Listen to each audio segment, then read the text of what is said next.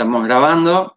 Vamos a compartir entonces la pantalla para ver el tema del día de hoy, ¿sí? Que es el tema, avísenme si...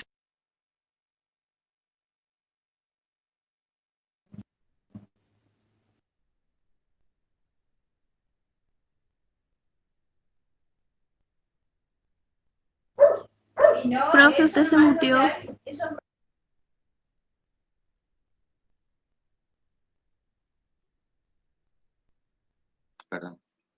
Perdón que toqué el micrófono y no sé, no sé qué pasó, se desactivó. Bien. ¿Se ve la presentación? Sí. PDF. ¿Se ve? Bueno, entonces, ¿recuerdan una de las primeras clases? Habíamos hablado del proceso de producción gráfica en general y habíamos dicho que este se dividía como en cuatro grandes fases o etapas. En algunos autores dicen que se divide en tres etapas y en mi caso en particular lo dividimos en cuatro etapas porque consideramos al diseño como una de las etapas importantes que es previa, durante, al final y después de todo el proceso de producción. O sea, el diseño va desde la concepción de la idea, con la necesidad de comunicación, hasta la última etapa que puede ser distribución o inclusive la evaluación del impacto alcanzado por el producto diseñado. Teníamos entonces preimpresión, impresión y terminación o postimpresión, que también puede recibir el nombre de proceso de manipulado. ¿Sí? El nombre de manipulado viene de, no es que sea tan antiguo, pero viene de la época en la que todo el proceso de terminación se hacía en forma manual, por eso se habla mucho de manipulado. Todavía hoy en día hay muchos procesos de terminación, especialmente en aquellos de pequeñas o bajas tiradas o pocas cantidades, que se pueden hacer en forma manual, ¿sí? Las pequeñas gráficas, los pequeños estudios de diseño que por ahí entregan algún producto diseñado e impreso, realizan los procesos de terminación en forma manual, ya sea doblando, pegando, cortando o haciendo cualquier tipo de terminación de las que vamos a ver hoy. El manipulado entonces va a comprender a todos los procesos o tratamientos de acabado o de terminación que se aplican después de la impresión para obtener de esta forma el producto gráfico terminado o final, o sea, con la forma final. Por ejemplo, si estoy diseñando un paquete de yerba mate, el proceso manipulado va a entregarnos a nosotros un producto gráfico con la forma de paquete de yerba mate. Si lo hago como caja, me lo va a entregar como caja. Si lo hago como etiqueta con sacabocado, lo va a hacer de esta manera. O sea, son todos los procesos que hacen que el producto gráfico que hayamos diseñado tenga su forma final o definitiva, listo para usarse, ya sea en un proceso de envasado, en el caso de los envases, o ya sea un libro, una revista, un folleto díptico, una etiqueta, una bolsa o cualquier otro tipo de producto de todos los que vimos que pueden realizarse a través de la producción gráfica. Los más importantes, ¿sí?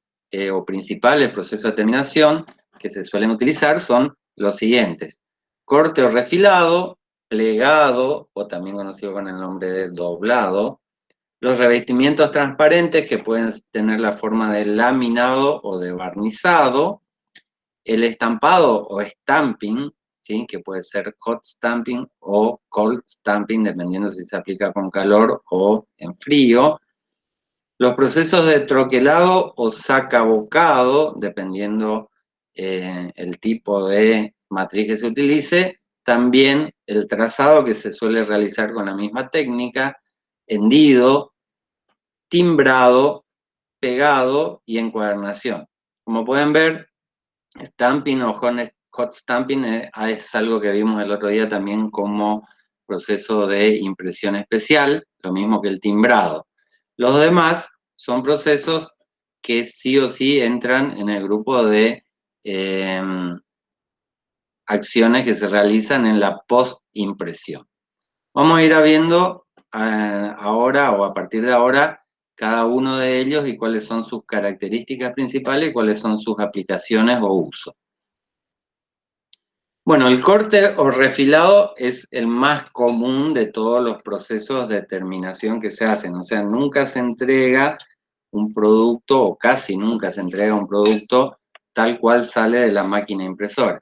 ¿Por qué? Porque de la máquina impresora puede venir o en bobina, si es una máquina rotativa y a veces es necesario cortarlo de bobina a pliego. Cuando es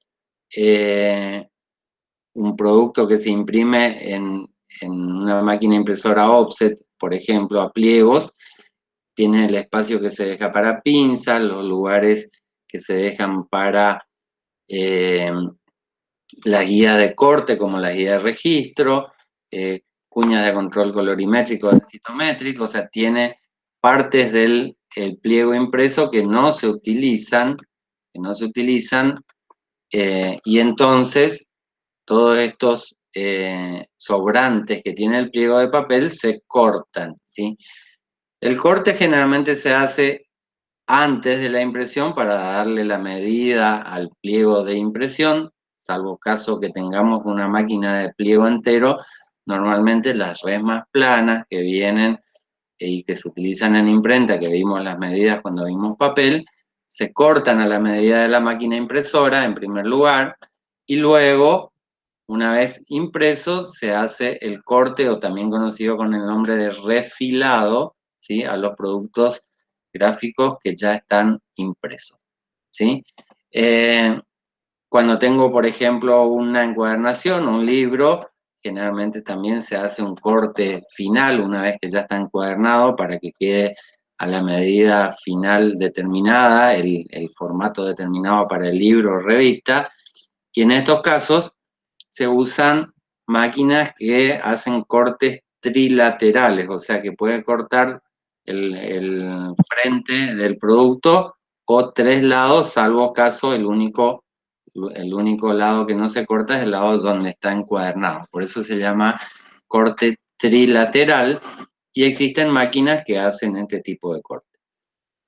Los demás cortes o refilados se realizan en máquinas que se llaman guillotinas, que pueden ser guillotinas para resmas planas, como las que vemos en la imagen, ¿sí? Tienen básicamente una escuadra, una mesa, un rastrillo que se desplaza de atrás hacia adelante para darle la medida exacta al papel o al producto que se quiera cortar. Acá se puede ver en la imagen el rastrillo. Y bueno, se coloca el papel, se lo escuadra, se lo empareja bien, y una hoja muy afilada de metal, es un filo realmente muy importante, corta el papel a la medida que nosotros querramos. Este tipo de cortes se suelen hacer de hasta, depende de la guillotina, hasta 500 o más hojas se pueden cortar simultáneamente. Existen muchos tipos de máquinas para hacer cortes. Lo normal es este tipo de máquinas que están en las gráficas, pero también existen máquinas para cortar manualmente, como cizallas rotativas o guillotinas manuales, o inclusive, si ustedes tienen un trabajo muy pequeño y lo imprimen, se puede llegar hasta cortar con una trincheta. ¿Sí? El corte básicamente es el más común de todos los procesos de terminación y se puede realizar de diversas maneras. Otro tipo de terminación muy común es el plegado, o también conocido con el nombre de doblado, que consiste básicamente en doblar el papel, ¿sí? Esto es muy usual en productos como folletería, como en algunos casos algún tipo de papelería, y también es muy importante la etapa del plegado en el caso de que se realice encuadernación con cuadernillos, ¿sí?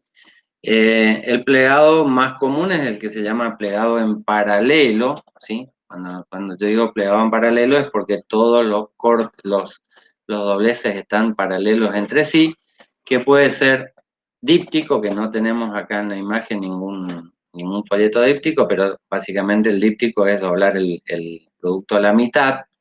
El tríptico, que puede ser tipo acordeón o tipo envolvente, son los dos tipos de posibilidades para doblar en tríptico, ¿sí? Uno es en Z o acordeón y el otro es envolvente porque se doblan hacia el mismo lado.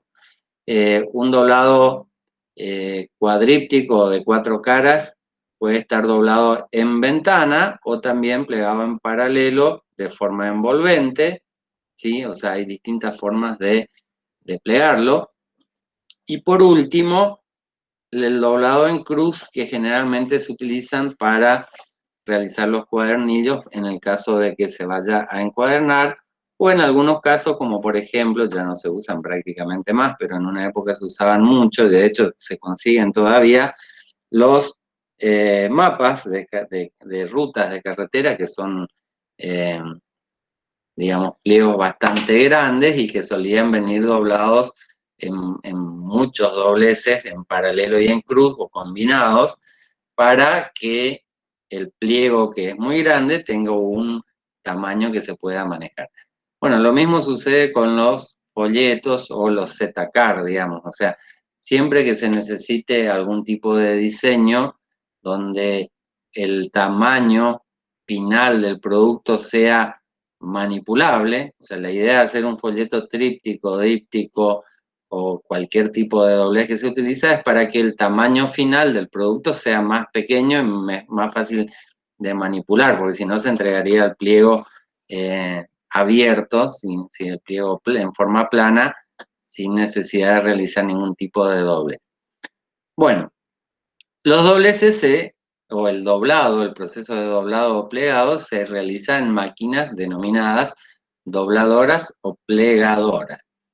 Hay distintos tipos, formatos y tamaños de máquinas, o sea, hay una muy amplia variedad, dependiendo desde las máquinas más pequeñas, que son denominadas tipo prospecteras o para doblar prospectos médicos. Vieron que los prospectos que vienen adentro, perdón, no médicos, sino de los medicamentos, que vienen completamente plegados para que puedan entrar adentro de la cajita del medicamento que compran, hasta máquinas que son plegadoras de 8 o de 16 páginas que se utilizan, son pliegos grandes, tamaños grandes, que se utilizan especialmente en la industria editorial para doblar o armar los cuadernillos que luego van a ser encuadernados.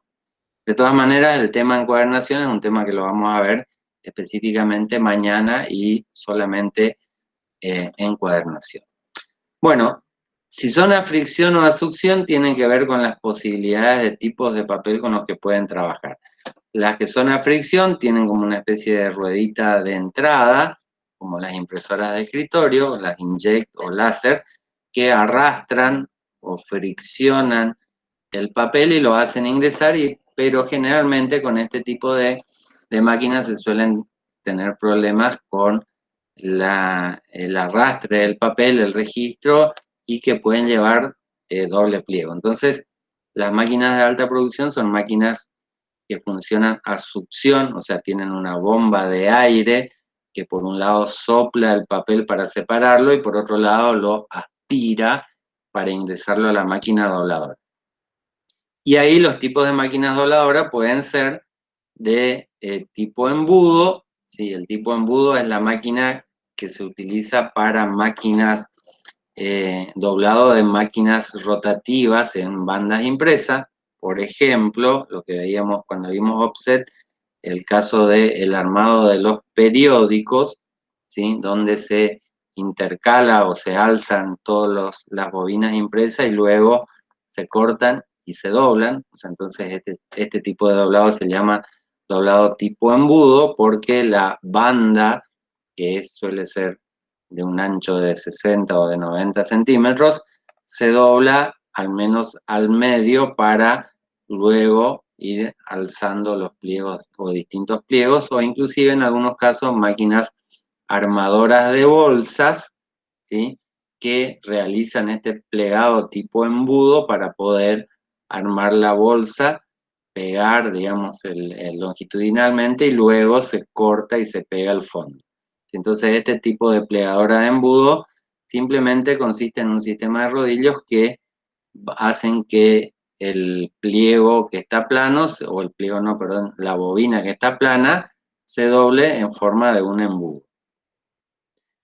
La plegadora de bolsa es la más común de las utilizadas, que tiene un sistema de rodillos con un tope, entonces el pliego pasa por entre dos rodillos, llega al tope, el tercer rodillo que está generalmente en paralelo con el segundo, lo que hacen es, como el pliego llega a un tope, esto lo continúa arrastrando y hace que el pliego entre en una forma de bolsa, ¿sí? Y ahí es donde se produce el doblez, ¿sí? Son máquinas rotativas, lógicamente, o que funcionan con un sistema de rodillos.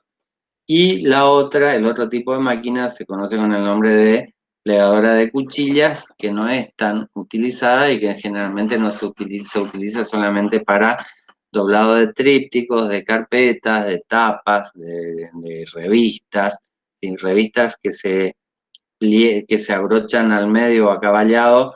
En algunos tipos de máquinas armadoras de revistas se usa esta plegadora de cuchillas. Cuando hacemos plegado para encuadernación, ¿sí?, igual lo vamos a desarrollar más adelante o en la próxima clase, el tema de la encuadernación, lo que se hace generalmente es armar cuadernillos de 8, 16, 32 o 64 páginas, dependiendo del tamaño del pliego, el tamaño del libro o revista y, lógicamente, de la máquina impresora que esté utilizando. En estos casos, lo que se hace es armar lo que se denomina cuadernillo, ¿sí? El cuadernillo es un conjunto de páginas o de pliegos doblados de manera de obtener varias páginas en un solo pliego y que luego van a la máquina encuadernadora, que puede ser un simple grapado central o un sistema de encuadernación más complejo. Cuando estoy armando cuadernillos, debo tener en cuenta que en cuadernillos de 16 o más páginas, especialmente en los cuadernillos de 32 páginas, las páginas del medio, dependiendo del espesor del papel, comienzan a quedar como más grandes o más salidas hacia afuera que las páginas exteriores, ¿sí? Por eso se recomienda generalmente hacer ajustes en el diseño en cuanto a los márgenes interior-exterior para este tipo de armado, de plegado, y luego, lógicamente, si el cuadernillo tiene una cantidad de páginas importantes, se recomienda el refilado de la cabezada o frente del producto editorial para que no queden las páginas del medio salidas hacia afuera. Otra cuestión importantísima es en el diseño tratar de no realizar gráficos que continúen de una página a la otra, especialmente en lo que son las dobles páginas que no sean centrales, ¿sí? Si la doble página a realizar es central, ¿sí?, está en el medio del cuadernillo, son las páginas denominadas centrales, no hay problemas con, por ejemplo, continuar un texto de una página a la otra, o un gráfico o una imagen que se quiera imprimir, puede continuar de una página a la otra. Ahora, si no son páginas centrales, estas páginas van a venir de distintas partes del pliego y al realizar el plegado puede ser que tenga desfasajes, ¿sí?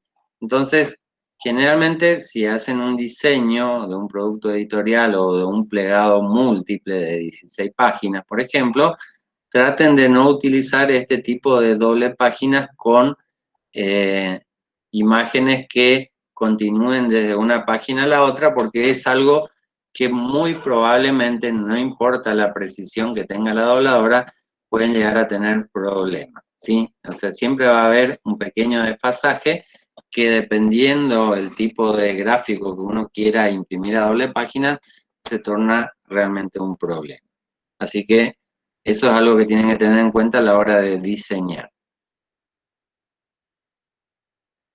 Otro proceso de terminación que tiene que ver con el doblado es lo que se llama el hendido, ¿sí? El hendido es básicamente una marca que se le hace a un soporte, especialmente cuando los soportes son gruesos. Por ejemplo, un papel de más de 150 gramos, si uno lo dobla sin realizar un marcado previo, lo que sucede es que el papel es como que se rompe, se resquebraja. Y si está impreso con un pleno, también puede ser que la tinta se resquebraje cuando hago el doblez.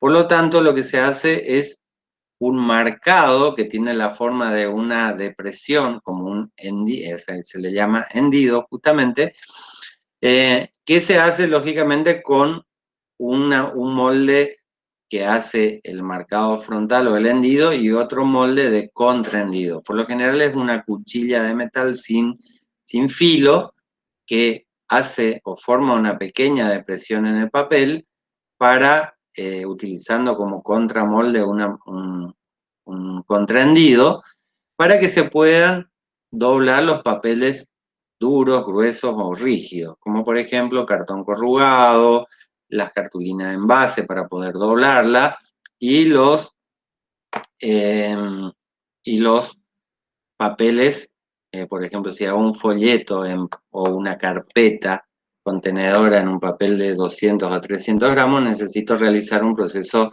de hendido y contrahendido para poder doblar bien el papel. Creo que todos habrán hecho alguna vez, cuando tienen la necesidad de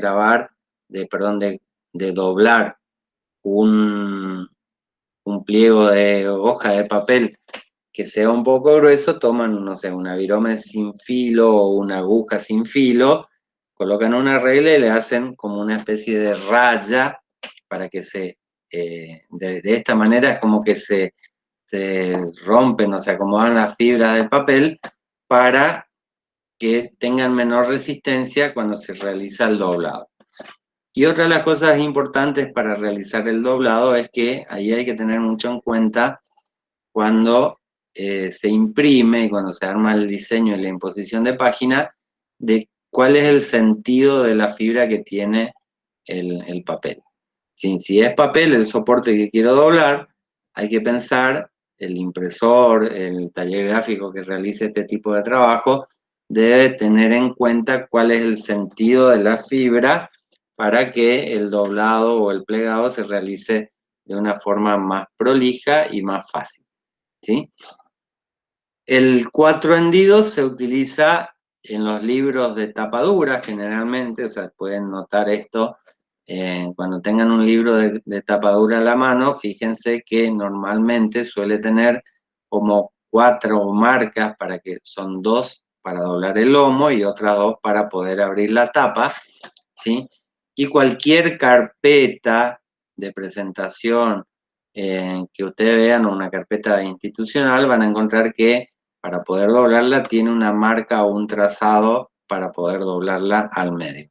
Lo mismo sucede con todo lo que sea cajas de cartón o cartulina, que los lugares a donde se doblan para armar la caja se deben hacer el hendido, porque si no es imposible de doblarlas por el espesor que tiene. Los laminados, ¿sí? Otro proceso de terminación, se utilizan para generalmente proteger al producto impreso. O sea, cuando yo estoy hablando de laminados, son revestimientos transparentes, ¿sí? O una película protectora de plástico que se coloca sobre el producto ya impreso para protegerlo especialmente del manipulado, ¿sí? Para proteger en algunos casos también a las tintas de la radiación ultravioleta y especialmente para proteger a los productos impresos de la humedad. Sí, entonces, los laminados los van a encontrar en algunos tipos de packaging que se suelen manipular en góndola o el manipulado normal que tiene un envase, pero además para bloquear el paso de la humedad entre el exterior del envase y el interior del envase que contiene el producto. También, lógicamente, se puede utilizar para proteger simplemente la impresión o para darle mayor brillo, ¿sí? Aunque el brillo se puede lograr con barniz, que es mucho más económico. Entonces, si yo lo que quiero es algo brillante, lo soluciono barnizando o aplicando una laca o revestimiento transparente en forma de impresión en vez de usar una película de plástico. Estas películas de plástico que se utilizan para laminar suelen tener espesores muy finos de entre unos 30 y 80 micrones dependiendo la técnica de aplicación que se utilice. O sea, los laminados en caliente suelen ser, o asistidos por calor, suelen ser más finos, y los laminados en frío suelen ser un poco más gruesos, salvo caso que se utilice algún tipo de máquina laminadora como las que se utilizan para hacer envases de múltiples capas. ¿Recuerdan cuando vimos materiales combinados, por ejemplo, la laminación entre plástico, papel, foil de aluminio y otro tipo de plástico para formar un envase de 4 capas, o un Tetra Brick, o sea, un envase de Tetra Pak que suele tener hasta 7 capas? En esos casos no se utiliza laminado en caliente, sino que se lamina en frío aplicando un adhesivo, o sea, un material adhesivo que se aplica a los liners que se van laminando entre sí a través del proceso de pegado, ¿sí? En el caso de los revestimientos transparentes, especialmente o conocidos con el nombre de laminados plásticos, se pueden aplicar en frío, ¿sí? En este caso, el laminado en frío es lo que todos conocemos con el nombre de contact, ¿sí? Todos habrán ido alguna vez a la librería y compraron un contact para revestir desde el cuaderno de la primaria hasta, inclusive algunos protegen productos impresos para que duren más tiempo, o realizan algún tipo de tarjeta o carpeta y lo hacen laminar para que eh, durante su uso, durante su manipulado, no se ensucie ni se daña la impresión. En el caso de los laminados en frío, lógicamente pueden ser con materiales autoadhesivos como el PVC o lo que conocemos con el nombre de contact. Sí, en este caso son materiales autoadhesivos, quiere decir que ya vienen con el pegamento colocado en el material y un liner, ¿sí?, que cubre al pegamento para que este pegamento no se seque. Luego se quita el liner y se aplica con una máquina o con un rodillo para que no queden burbujas de aire o globitos en el proceso de laminado. Los laminados en caliente o con calor asistido se utilizan también films que son autoadhesivos, pero cuyos adhesivos, en vez de activarse por presión, se activan por presión y calor, ¿sí? Los laminados en caliente suelen ser más económicos, ¿sí?, porque el pegamento es más económico, y la diferencia de un laminado en caliente con un laminado por calor asistido es que el pegamento requiere mayor o menor temperatura para activarse. Si de alguna manera, si hablando en criollo, sería que el pegamento que viene en el rollo de film, que podemos ver ahí la imagen a la izquierda, un rollo de film que tiene un pegamento que no pega hasta que no le apliquemos calor. Entonces se derrite este pegamento por acción de la temperatura y de esa manera se adhiere a la superficie del material a laminar, ¿sí? Si es en caliente, requiere temperaturas de alrededor de 130 a 160 grados, y si es asistido por calor, puede trabajar con temperaturas menores, tipo 80 o 90 grados de temperatura. Los materiales que se utilizan para laminar, o sea, para este tipo de laminados o revestimientos de películas protectoras, son el polietileno, que es más económico, no tiene tanto brillo ni tanta resistencia, es el más económico de todos. El polipropileno generalmente además además de que tiene mayor estabilidad dimensional, puede tener más brillo y mayor transparencia, aunque en todos los casos se puede usar revestimientos mate o revestimientos brillantes. O sea, el brillo por ahí no es un factor importante a la hora de determinar el tipo de material que voy a utilizar, si es polietileno, polipropileno o PVC, ¿sí? El PVC normalmente se utiliza para autoadhesivos en frío, ¿sí? Como el conocido con el nombre de vinilo o laminado vinílico, y los foils metalizados, que son láminas de películas plásticas con aluminio que se pueden aplicar con pegamentos en frío, ¿sí? Esos son los distintos materiales que normalmente se utilizan para laminar y para darle, de alguna manera, no solamente mayor brillo, sino una protección, especialmente una protección a los productos ya impresos. En el caso de los multilaminados o productos que se imprimen para la industria del envase flexible, en flexografía o en rotograbado, o en algunos casos obseseco, se utilizan la impresión o se realiza la impresión sobre un film, ¿sí? Se imprime en el dorso normalmente del film, recuerda eso habíamos hablado cuando vimos flexo y roto. Entonces se imprime en el dorso del film, del papel, la imagen lógicamente se imprime invertida, y luego ese film ya impreso se monta sobre otro material, que puede ser otro plástico, un producto metálico o un producto de papel, y este laminado se hace en forma de aplicando un adhesivo, ¿sí? Las máquinas laminadoras, ahora les voy a mostrar algunas imágenes, ¿sí? Son desde una laminadora de escritorio, como la que está arriba a la izquierda, ¿sí? Que es una laminadora en caliente, puede laminar frente y dorso, no sé, anchos, por ejemplo, de 35 centímetros, con alimentación manual, es lo más básico. Laminadoras de formato grande para laminar, qué sé yo, afiches, gigantografías o banners, ¿sí? Se usan mucho en la industria del cartel para realizar laminados de protección.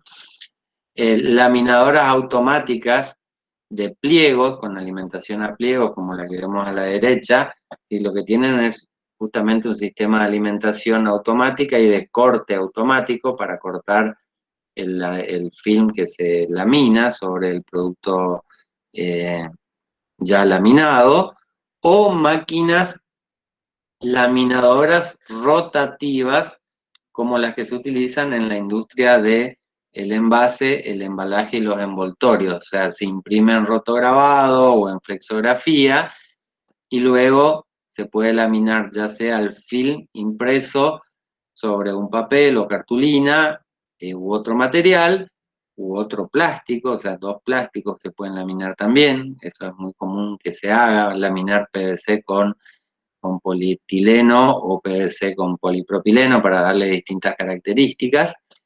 Y estas máquinas lo que hacen es colocar una fina capa de material de cola, o sea, de adhesivo, y puede ser de dos tipos el adhesivo que se utiliza. Unas laminadoras se llaman eh, con solvente, o sea, utilizan colas que tienen solventes, y esto especialmente se utiliza para plásticos, y también existen las denominadas sin solvente, donde los adhesivos no contienen solventes.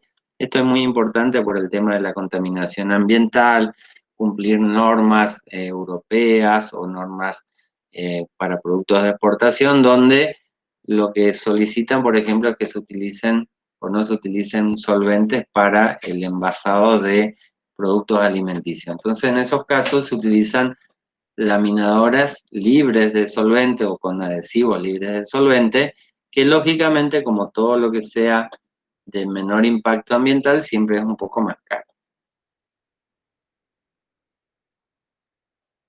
Otra forma de revestimiento transparente que se utiliza muchísimo en la industria gráfica es el barnizado, que básicamente se puede realizar con barniz o con laca, ¿sí? La diferencia entre un barniz y una laca es que el barniz seca por oxidación y evaporación, o sea, con el simple contacto con el aire y con el ambiente, es como la parte de la tinta sin color, si se quiere, o sea, un barniz básicamente es un vehículo, el mismo tipo de vehículo que se utiliza para fabricar las tintas, pero que en vez de tener color es transparente, o la laca que necesita un secado por radiación ultravioleta, por eso se lo conoce con el nombre de laca UV, ¿sí? Que lo que hace es, de alguna manera, muy poca protección, o sea, la laca otorga mayor protección al impreso que el barniz prácticamente no protege al producto impreso, ni a la impresión, ni al soporte, sino que simplemente se utiliza para dar brillo o para quitar brillo también. O sea, en esos casos se usa un barniz, no es tan brillante como la laca, pero la laca tiene la característica que además de darle o quitarle brillo al producto impreso, lo que hace es, de alguna manera, proteger a la tinta ya impresa, ¿sí? En ambos casos, tanto barniz como laca se sobreimprime, o sea, primero se imprime el producto en offset, flexografía o rotograbado, y luego se le sobreimprime con una tinta sin color, ¿sí? Para hacer lo que se llama el proceso de barnizado. Se puede aplicar en offset o serigrafía, dependiendo del tipo de producto en pliegos, o en máquinas rotativas, en el caso de productos como, por ejemplo, envases, envoltorios o embalajes. El barniz o la laca pueden ser plenos, o sea, cubriendo toda la superficie del soporte, o sectorizado cuando lo que se quiere hacer es solamente, especialmente en el caso del barniz sectorizado, es para darle brillo solamente en algunos sectores de la tinta o del producto ya impreso. Entonces, en ese caso se usa lo que se llama barniz sectorizado. Hay una amplia variedad de barnices, ¿sí? Ya sea con aplicación de base acuosa, con aplicación de base solvente, con aplicación en distintos sistemas de rodillos para máquinas offset o para serigrafía, y hay muchos tipos de lacas UV especiales. Ahora vamos a ver algunas de las lacas especiales que se utilizan para darle algún tipo de terminación de alguna manera distintiva a los productos ya impresos. En todos los casos, como lo dije antes, se aplican por sobreimpresión como si fuera una tinta más. Entonces, tanto sea pleno como sectorizado, siempre voy a necesitar realizar un pasaje o el pasado por una máquina adicional o una máquina como las offset que puede tener barniz en línea, ¿sí? O máquinas que están pensadas y desarrolladas exclusivamente para aplicar el barniz. Entonces, en esos casos, se imprime en una máquina y se barniza o se aplica la laca en una máquina aparte. Las lacas UV siempre se hacen en máquinas especiales porque requieren un túnel de curado para que la tinta se seque. La tinta UV, o sea, la laca, no se seca si no es únicamente con radiación ultravioleta. Los acabados de las lacas o barnices pueden ser brillantes, satinado o mate. Por eso les decía hace un rato que se puede utilizar tanto para darle brillo a un producto impreso como para quitarle brillo a un producto impreso. Con respecto a los más comunes, la laca UV plena consiste básicamente en colocar una capa a todo el pliego impreso, y lo que hace básicamente es proteger, no tanto como un laminado, ¿sí? Un laminado siempre va a proteger mucho más que una laca o un barniz. Si nosotros lo que necesitamos es proteger, impermeabilizar de alguna manera el producto impreso, lo que vamos a hacer es aplicar un laminado de plástico. Ahora, cuando no es tan necesaria la impermeabilización y simplemente le quiero otorgar mayor brillo o quitarle brillo, insisto con esto, a un producto ya impreso y que de alguna manera también sea más resistente al manipulado, especialmente, vieron que uno siempre transpira las manos, toca un producto impreso y lo marca o lo ensucia. Entonces, una tapa de revista o una tapa de libro o un folleto puede tener una capa de barniz o un envase también de laca para de alguna manera protegerlo del manipulado y también otorgarle una terminación distinta a un producto ya impreso. La laca UV sectorizada se aplica en determinados sectores del producto impreso. O sea, por ejemplo, se puede aplicar sobre las imágenes para realzar el brillo de las imágenes, o si imprimo en un papel brillante y le quiero quitar brillo a las zonas de texto, lo imprimo la laca mate sobre la parte que está impreso los textos, y lógicamente siempre necesitamos una forma impresora como si fuera una tinta más para aplicar este tipo de laca UV sectorizada. La laca esfumada se puede hacer como una especie de degradé, desde una parte que tenga mayor brillo y una parte que no tenga brillo. Entonces, básicamente lo que se hace es imprimir una laca transparente con un proceso de degradado o de tramado para darle de alguna manera una terminación también especial a los productos gráficos impresos. La laca nitrocelulósica es una laca también UV, pero que tiene mayor resistencia. Las otras generalmente son poliuretánicas. La nitrocelulósica es una laca muy resistente al rayado, o sea, al roce. Puede funcionar como barrera de la humedad y es resistente, por ejemplo, al alcohol. Entonces, cuando yo necesito realizar una protección a un producto impreso y por una cuestión de presupuesto no puedo realizar un laminado, por ejemplo, puedo hacer una laca nitrocelulósica para proteger y dar brillo al producto impreso. La laca texturizada generalmente se aplica a través de la serigrafía, porque necesito generar una capa importante de barniz o laca y a esa laca o barniz se le agregan partículas, ¿sí? Como glitter, por ejemplo, u otro tipo de partículas metálicas o partículas de distintos tipos para generar una especie de relieve a la imagen, ¿sí? O una textura. Entonces, esto también hace que no solamente se pueda percibir a través de la vista, sino también a través del tacto, ¿sí? Esta textura que se le puede hacer a las lacas UV.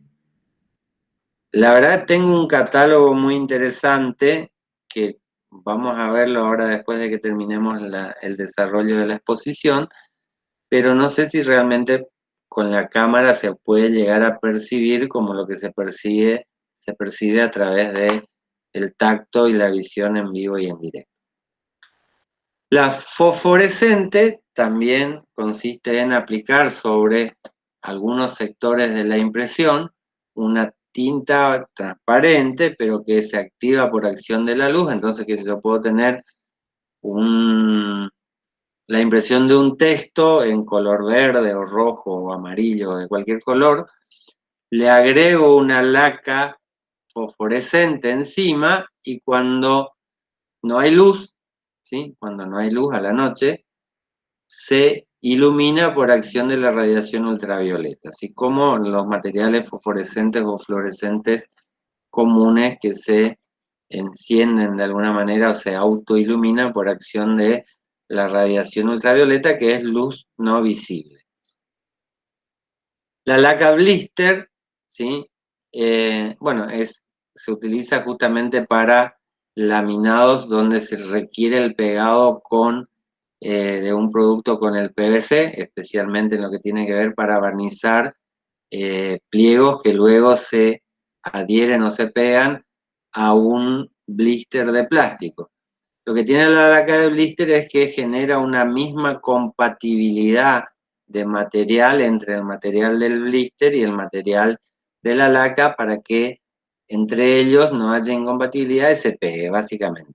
En este caso, lógicamente, son lacas que se aplican solamente para productos que van a recubrir o cerrar un blister que va pegado, como por ejemplo los blisters de pastillas, en el caso de medicamentos u otro tipo de pastillas que vengan en blisters. Las raspaditas, ¿sí? Se hacen generalmente una laca UV brillante y una aplicación sectorizada de una tinta que de alguna manera, si quieren, primero que la laca blister, perdón, la laca raspadita, tiene que ser de un material opaco, o sea que no deje pasar la luz, que no sea translúcido, porque la idea de aplicar este tipo de tintas en una impresión es que se pueda raspar para ver qué hay debajo. Y la otra cuestión importante es que esta tinta se seca al tacto, pero no se polimeriza definitivamente, de manera tal de que raspando se pueda quitar este tipo de tinta.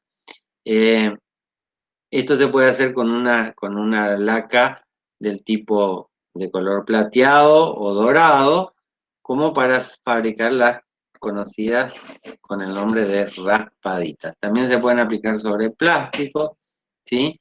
Y lógicamente siempre hay que hacer una forma impresora para aplicarlo a esto porque se hace de manera sectorizada. Existen lacas aromatizadas, ¿sí? Las lacas aromatizadas, digamos, colocan dentro de esta laca algún producto que genera una evaporación y genera un aroma como una esencia, y pueden ser, por ejemplo, para catálogos de perfumes se suelen utilizar, donde a la laca, antes de imprimirle, se le agrega la esencia del perfume, como para que se pueda sentir el aroma. Fíjense los catálogos de algunos productos de estos que se venden en forma directa, que uno lo puede frotar un poquito al sector que indica que está impreso con la laca aromatizada, y esta de alguna manera emite el aroma. O también, por ejemplo, en envases de chocolates o envases de café, ¿sí? O en publicidades en revista, donde lo que hago, lo que quiero hacer es que el lector participe no solamente con la vista, sino con el aroma. Entonces puedo utilizar una laca aromatizada, ¿sí? Café, chocolate, perfumes, inclusive algunos tipos de productos alimenticios o cítricos se pueden utilizar para hacer un barniz o laca aromatizada. La laca de destellos tiene como micropartículas metalizadas que se le agregan a la laca, ¿sí? Y que al colocarla sobre un impreso hacen como una especie de reflejo de la luz y se forman una especie de destellos como el glitter, por ejemplo, y hace que una laca aplicada con este tipo de producto aparezca como algo metalizado, brillante, que refleja la luz, llama más la atención. Se puede hacer tanto en forma plena como en forma sectorizada. La laca UV Stamp, ¿sí? Se aplica, o sea, es una laca que ya de por sí el material al polimerizarse adquiere un relieve, pero que además tiene como una textura propia. Entonces, al ser tan notoria el relieve y la textura que tienen, pareciera ser que tienen volumen, ¿sí? Entonces, en este caso, si se hace, normalmente se hace sectorizado sobre textos, por ejemplo, y el texto realza no solamente en brillo, sino que también es como que adquiere un volumen o un relieve. La centellos o centellante, ¿sí? Se aplica un UV brillante más un sectorizado con destellos, ¿sí? Que también son partículas metalizadas, que también producen como reflejos de la luz y hace que el material como que resplandece, se autoilumina y normalmente se aplica en forma sectorizada. Y el UV Quartz, que es el último de los barnices especiales que estamos viendo, es uno que combina el UV pleno brillante más un sectorizado texturizado que produce una forma de visual que pareciera ser un cuarzo, digamos. La forma en la que queda es como el cuarzo, por eso se llama UV Quartz. Después vamos a ver si puede verse el catálogo que les comenté a través de la cámara de la computadora, como para que puedan ver las diferencias que hay entre uno y otro. Bueno, otro proceso de terminación que se utiliza es el estampado o stamping, ¿sí? Que puede ser hot stamping, ya lo vimos en la clase anterior en sistemas de impresión especial, o cold stamping, ¿sí? En este caso lo trabajamos como un proceso de terminación porque es muy raro que este tipo de aplicación de gráficos brillantes metalizados se realice solamente sobre un papel, aunque puede ser. Normalmente se hacen los hot o cold stamping luego de que el producto ya haya sido impreso, como en el caso de los envases especialmente. Sí, envases o etiquetas de bebidas o de perfumes, donde generalmente se requiere zonas muy brillantes y metalizadas como las que ya vimos en la clase anterior. Y lo nuevo que vemos acá es el cold stamping, que es como un tipo de transfer especial que no requiere temperatura, o sea, se hace en frío, por eso se llama cold stamping, aunque no es muy común porque además también es más caro, ¿sí? Normalmente se realizan en máquinas troqueladoras adaptadas o también hoy en día existen ya algunas nuevas máquinas para realizar el hot stamping en forma completamente digital. El troquelado o sacabocado, ¿sí? Se utiliza donde el tipo de corte que quiero realizar a un producto gráfico no tenga la forma de una recta, o sea, no tenga una forma recta, porque para eso se utiliza la guillotina para hacer refilado, o sea, corte o refilado. En este caso, el troquelado se utiliza para formas que no sean rectangulares, ¿sí? O para realizar cortes discontinuos, el famoso troquel, digamos, donde parte está cortada y parte no, ¿sí? O si se quiere quitar una parte de un producto o de una parte del pliego, ya sea en el interior de la impresión como la forma exterior en el caso de los envases tipo cajas, ¿sí? Se utiliza normalmente en confección de cajas, bolsas y estuches de cartulina, y también se utiliza junto con la misma técnica el hendido, ¿sí? Normalmente a toda matriz de sacabocado o de troquelado se le coloca también varillas de hendido para producir doblados. Entonces, si quiero fabricar una caja de cartón o de cartulina o un producto como este, digamos, interesante,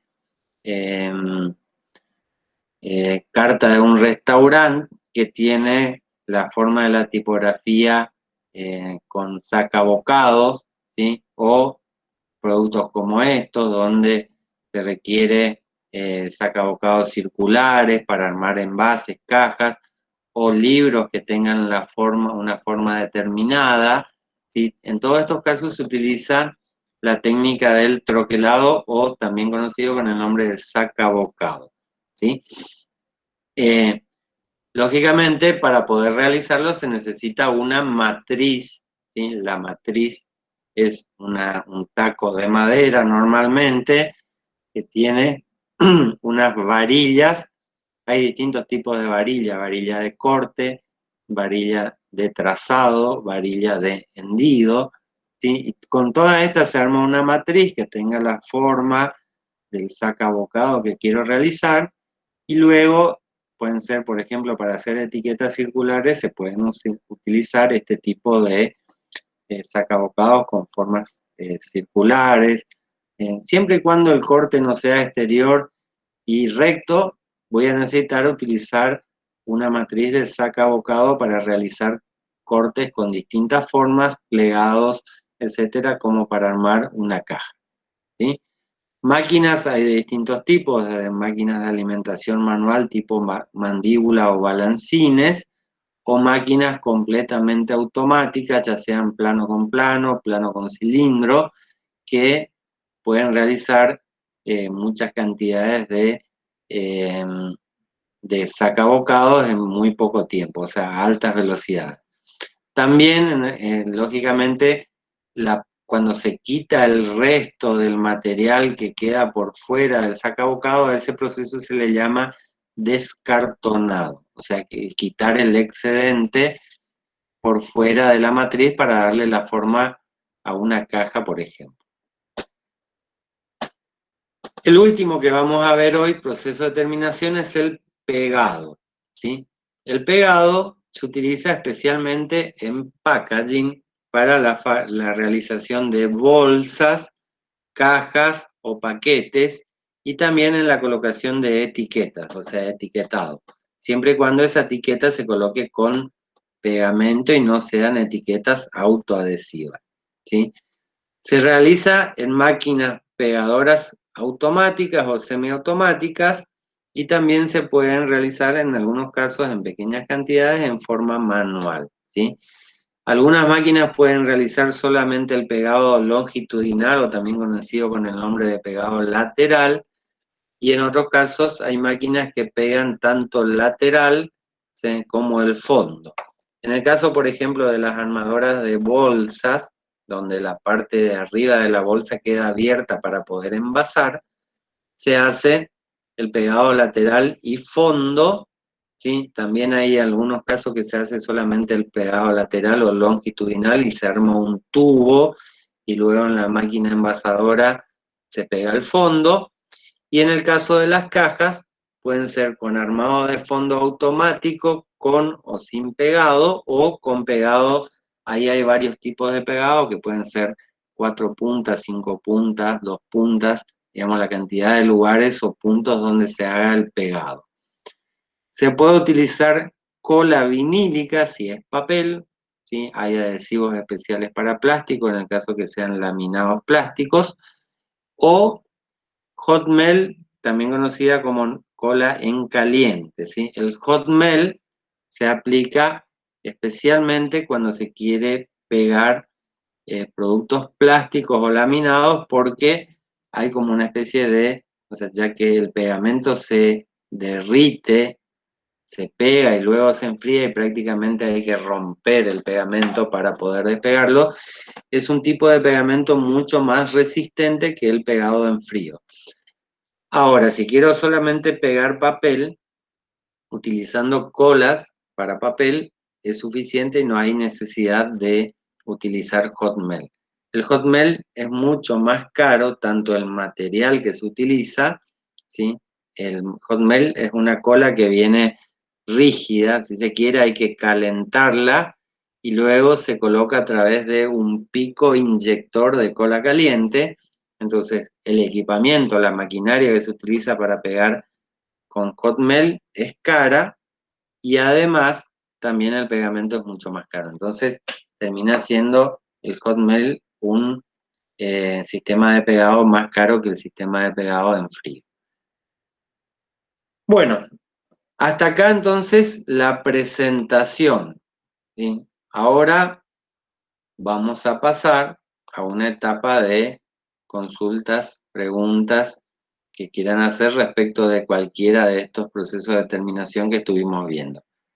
Voy a dejar de grabar y las consultas las vamos a ir respondiendo a partir de ahora.